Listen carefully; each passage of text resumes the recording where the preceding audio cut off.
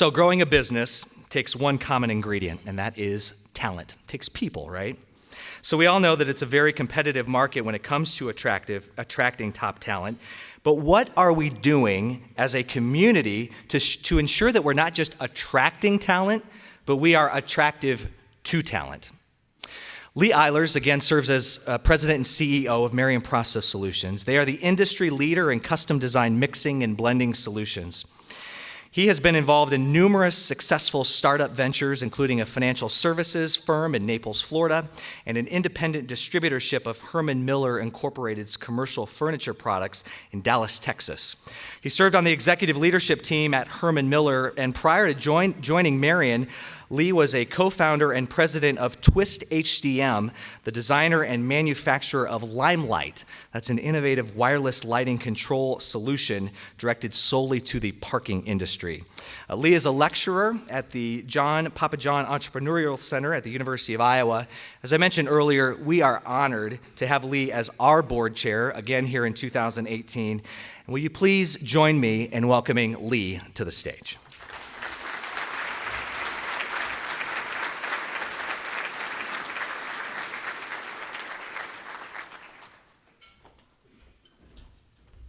Well, thank you, Nick. I have to tell you, I've been looking forward to this ever since December when I sat in Nick's office and begged, pleaded, admonished, beseeched, I can't think of another word, him to let me do this. And so if you thought I was invited for this speech, think again. If you've never experienced a dripping faucet on your forehead, what that feels like, ask Nick, because that was me as we move forward. So I'd like to just position this talk as kind of a walk through the park with you and share some thoughts and some feelings. And you can take it and use it for what you believe to be valuable to you and to this community. Two foundational elements that are hugely important that I want to make sure that I touch on that are the crux of what I'm trying to get across. And the first one is, at the end of the day, relationship is everything. Everything. Think about what's important to you, and the first thing you don't think about is your car or your home or your 401k. What you think about is the relationships with family and with friends. I can tell you that for me personally, and I've said this to the team that I serve as well as to the students that I teach, for me, my faith and my family is up here, and work is down here. It doesn't mean that work's not important, but in relationship to faith and family, it's not even on the same radar screen. I would also say that just from a business standpoint, one of the things that the senior leadership team at Marion Process Solutions commits to, and that is to win at home first. You do that well, great things happen in the business. And what I'm going to share with you today is more personal for you than it is around business, but I can promise you, just like that commitment to win at home first, you do this and your business will benefit. So we've had the joy of watching and experiencing what the team at MEDCO is doing through Community Promise and the proactive work that they're doing to serve and to love on the generation of middle schoolers and high schoolers in Marion. And what we certainly don't see is indifference. And there's a quote by Tim Keller that I think is absolutely fabulous that sets the tone for this, and that is, the opposite of love is not hate. The opposite of love is indifference. The opposite of love isn't hate, it's indifference. I'm going to give you a great example, and I'm truly not using this individual to make fun of her, but to talk about indifference. Fergie, the national anthem at the NBA All-Star game. Nobody loved on her enough while she was practicing that anthem to say, that is not a good idea. Fair? People elected to stay indifferent. And look what happens. I can promise you that my rest of my speech won't be indifferent.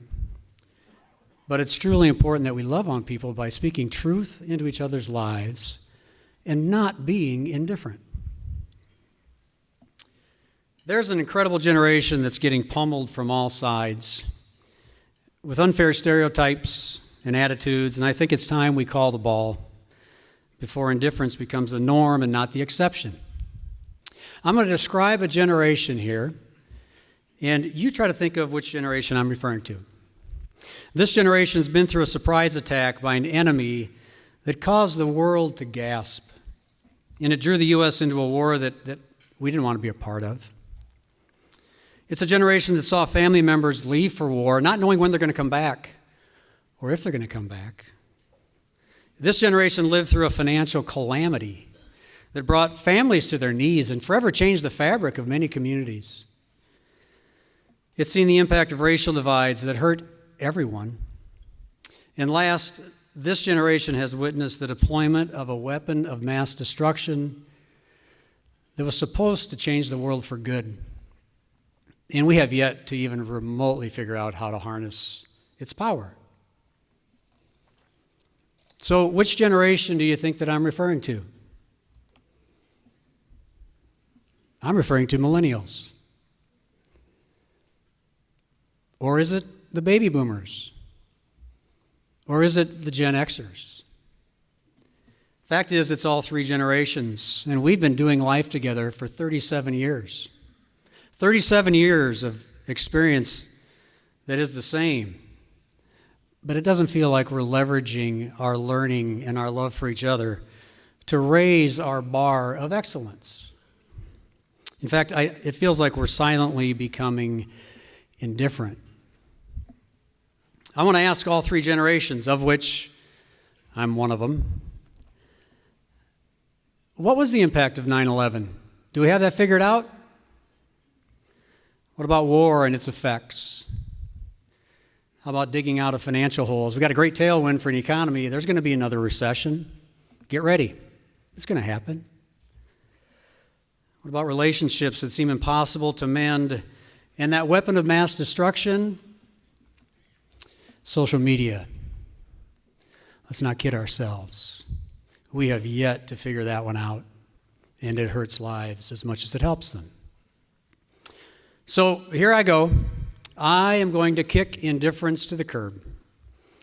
And I'm going to say that I believe the millennial generation is the coolest generation that has ever walked this planet.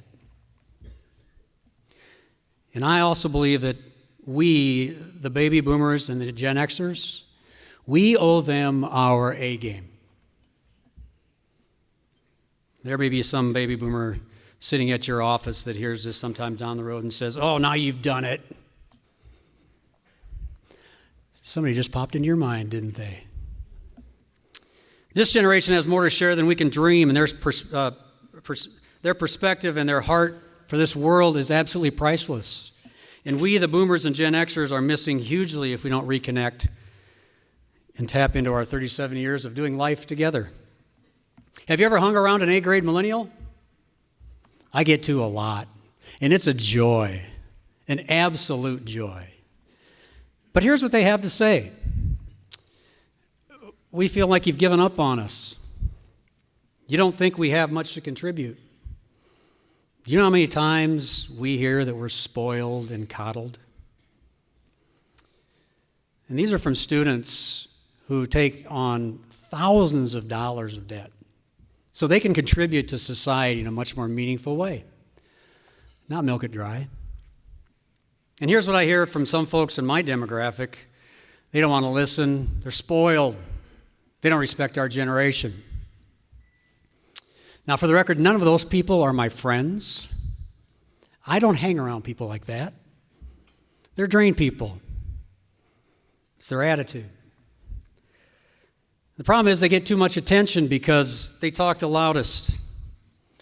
And in Michigan, they call that they drink their own bathwater. But I know this community right here, right now, doesn't feel this way. We wouldn't have the momentum here that we have if we didn't feel that generation was fantastic. We have too much talent and too much of a future to slow us down with this kind of thinking. In Max Dupree's book, I quoted it a couple weeks ago, in fact, Leadership is an Art. One of the things he says is the first job of a leader is to define reality. The last is to say thank you. And in between, the leader is a servant and a debtor. So before I throw out this challenge, I need to speak some truth and define some reality. So boomers and Gen Xers, me included, let's get rid of what C.S. Lewis calls chronological snobbery. It's that attitude that we got it all figured out. The generations behind us, are you kidding? My parents thought the same thing about our generation. Can we be the first generation that just parks that? I think it would be delightful for this world if we did. We need to embrace relationship. We need to be present. And we need to have a learning spirit. The attitude that the millennial generation can teach us just as much as we can teach them. We've been doing life together for 37 years. And I will tell you, one of my mottos is, the older I get, the better I was. But the reality of it is, the older I get, the less I realize I know. That's called humility. Sometimes. Over time, it's called wisdom. So let's have that attitude that we can learn just as much. For millennials, my students hear me say this, I'm going to say it to you. Be excellent. Life is not graded on a curve. Excellence is excellence. Average is average. And if you want to choose average, it's your call. But you are going to get absolutely freight trained in this world today if you choose average. And you know who you're going to get freight trained by?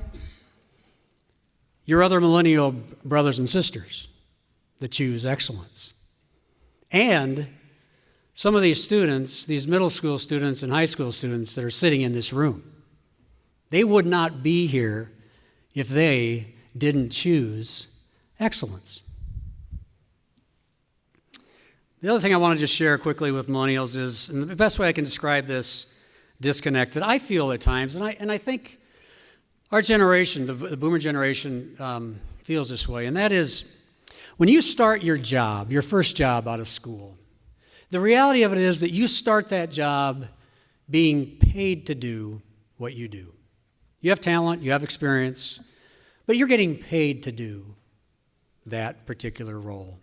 And over time, as you continue to progress in your career, you get to a point, if you're blessed enough, to get to that point where you are made to do what you do. And in between the paid to do and the made to do are life's experiences, good and bad, ups and downs, the Joe Frazier left hooks that come out of nowhere. We all know what that feels like.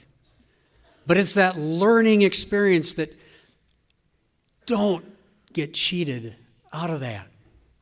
Be patient. Take it all in. Learn and grow, and you will get from paid to do to made to do. You can't microwave it. It doesn't happen. You can't fast forward it.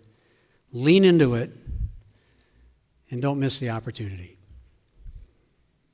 And here's the bridge that links us all together. In fact, Nick brought it up as well, but we must become attractive to and attracted to each other.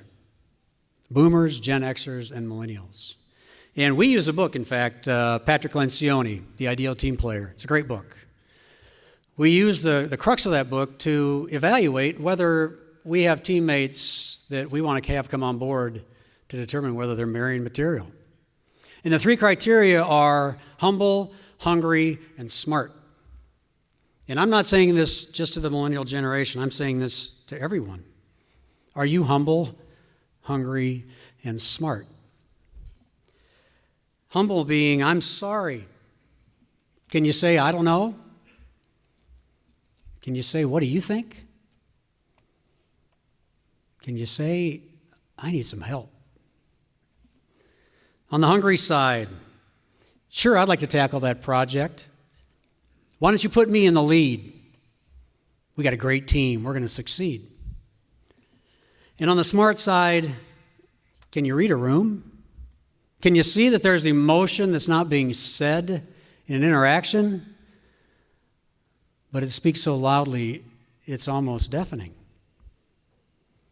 One of the things this article I just read Monday was delightful. It says three things to think about when you want to say something. 1, does this need to be said? 2, does this need to be said by me? And 3, does this need to be said by me now? Those are 3 pretty good tests.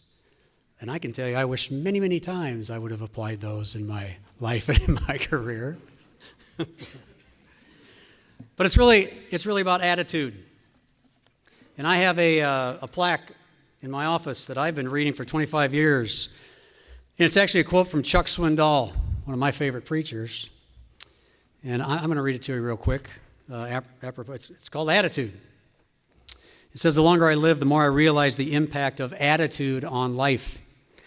Attitude to me is more important than facts. It's more important than the past, than education, than money, than circumstances, than failures, than successes, than what other people think or say or do. It's more important than appearance, giftedness, or skill. It will make or break a company, a church, a home. The remarkable thing is that we have a choice every day regarding the attitude we will embrace for that day. We cannot change our past. We cannot change the fact that people will act in a certain way. We cannot change the inevitable. The only thing we can do is play on the one string we have, and that is our attitude. I am convinced that life is 10% what happens to me and 90% how I react to it. And so it is with you. We are in charge of our attitudes. So let's adjust the sails of our attitudes. And have we burned some daylight? Has there been some time that's elapsed that we probably could have come together sooner? Have we had a little bit of a setback over the past few years? I would say yes. But I have a dear friend of mine that I speak with every Saturday to hold each other accountable to just being men. And his favorite saying, and it is one of mine as well, he says, a setback is a setup for a comeback. I believe that. I truly do. And we have the opportunity of a lifetime to show the younger generation that MEDCO is serving through Community Promise how our 3 generations came together by loving on each other, building relationship, sharing our learnings, growing together, that they will be able to hold up to the light and say to their generations behind them, this is how we do it. We know we're more than capable. Are we willing? Are we ready to lead and become the change, not just in our own hearts, but in the corridor, in the state of Iowa, in the country? Because when compassion and truth and courage collide, that's when we change the world. It's when we change the world. And it needs to happen right now. We have some wristbands in the back that please pick one up. And it says right now on that wristband. And I would ask you to use that wristband as a reminder of the obligation we have to that next generation to lead and to push forward in establishing deeper relationships with each generation, especially the millennial generation. Use it as a talking point. Show it off. It's a very stylish bracelet, I must say myself. I want to close with a quick story. I have the privilege of teaching at the University of Iowa, one class a semester. And it's a joy. It's a gift. And this class that I'm teaching now, the class started about 6 weeks ago. And before the second class, it's one night a week, I got an email from a gentleman who said, hey, look, I just signed up for your class. And I'm really looking forward to taking it. Just so you know, though, I'm a quadriplegic. And I have some special needs that I'll need to talk to you about when I come to class. So I thought, great, fantastic. So that night came, and Michael didn't show up. And by the way, Michael has allowed me the privilege to share this story. But he didn't show up, and I thought, hey, maybe he just signed up for a different class. That's cool. But the next week went by, and sure enough, I walk in, and there's Michael, sitting in his wheelchair. I introduced myself, he introduced himself, and you just could not immediately like the guy. Great disposition, fantastic smile, light in his eyes. And he sat there in his wheelchair, and his fists were clenched from his injury. He could move his arms a bit. But during class, he'd been there for 20 minutes. And during class, he contributed. He had unbelievable things to say about the content of what we were speaking about. And so I was thrilled. He was in the class. And one of the last things we did was we divided up into teams, and we had them pick companies of which they're going to research. And I wanted to make sure at the end of class that there was not going to be any duplication of companies. So we went around the room, and sure enough, Michael's team and another team had the same company. And so I jokingly said, hey, all right, we're just going to have to play rock, paper, scissors. Michael didn't skip a beat. He said, I'm happy to play, but just so you know, all I can play is rock.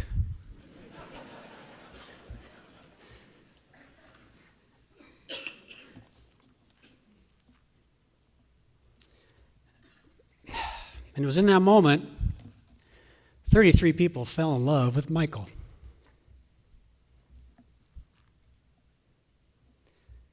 His character, his courage, his heart. It was beautiful. I feel so blessed to have been a part of it.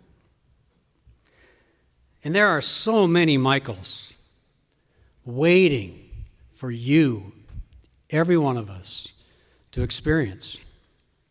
And I cannot wait to continue to learn from Michael. So here's my call to action. Will you be the first to reach out to a millennial? How about you in the back? You going to reach out to a baby boomer? How about you, Gen Xer? You going to go talk to a millennial? Strike the conversation, begin to build that relationship? Will we lead? Will all three generations become the servant and the debtor to help each other and to serve each other? And I have great hope and confidence that you will. In fact, I have no doubt. Because it's really not about us. It's truly about the next generation and the example that we set. I know there will be no indifference walking out of this room. I have the privilege of knowing many of you, and I know exactly where your hearts are, and you attract great people. So I can make that statement easily. So look around. Here's your teammates to make that happen. And what a spectacular team it is. So press on toward the mark and know that you are loved. Thank you.